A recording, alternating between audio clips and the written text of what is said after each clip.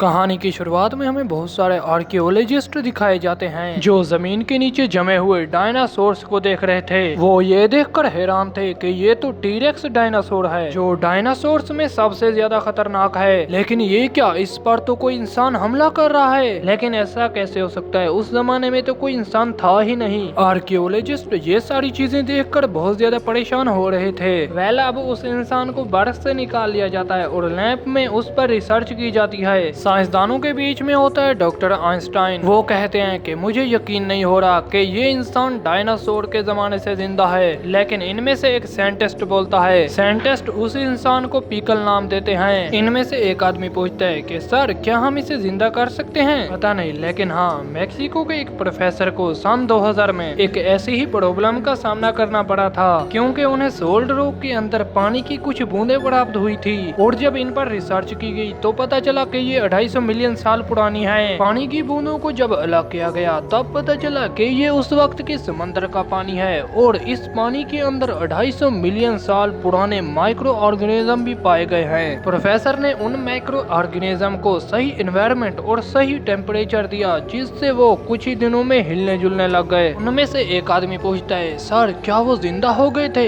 नहीं, मैं ये तो नहीं कह सकता कि वो जिंदा हो गए, लेकिन ऐसा भी नहीं है कि वो मर चुके थे। उनमें से एक साइंटिस्ट एलन एक्साइटेड हो जाता है। वो कहता है, हाँ तो हम इस पीकल नाम के बंदे को भी सही टेम्परेचर में रखेंगे तो ये भी जिंदा हो जाएगा। इसीलिए पीकल की बॉडी पर कई सारी वायर्स लगा दी जाती हैं जो पीकल को खास तरह का टेम्परेचर दे रही होती हैं और मीटर के जरिए उसकी बॉडी की हरकत पर नजर रखी जा रही थी। पीकल पर नजर रखते हुए कई दिन गुजर जाते हैं लेकिन पीकल होश में नहीं आता। इसीलिए एलन नाम का ये साइंटिस्ट भी अब ये देखकर बोर हो चुका है। वो कहता है, बहुत मीठा हो गया, अब मीट खाने का मन कर रहा है। तभी इस बंदे को पता नहीं क्या सोचता है, वो अचानक भागने लग जाता है और वो सोचता है कि मैं अकेला ऐसा आदमी हूँगा जो जिंदगी में पहली बार डायनासोर का मीट खाएगा। इसीलिए वो जाता है और टीरेक्स डायनासोर के मीट को पकाने लग जाता है। दूसरी तरफ डॉक्टर आइंस्टाइन पीकल पर रिसर्च कर रहे होते हैं। तभी उन्हें पीकल के स्टमक के अंदर टीरेक्स डायनासोर के मीट के सेल्स मिलते हैं। वो ये देखकर शॉक्ड रह जाते हैं कि लास्ट टाइम बेहोश होने से पहले पीकल ने टीरेक्स डायनासोर का मीट खाया था, जिससे उनकी ये थ्योरी गलत प्रूव हो जाती है क्योंकि इन्हें लगता था कि टीरेक्स डायनासोर इंसानों को खाते हैं, ना कि इंसान टीरेक्स डायनासोर को। दूसरी तरफ एलन ने भी टीरेक्स डायनासोर के मीट को पका लिया होता है और उस मीट की महक को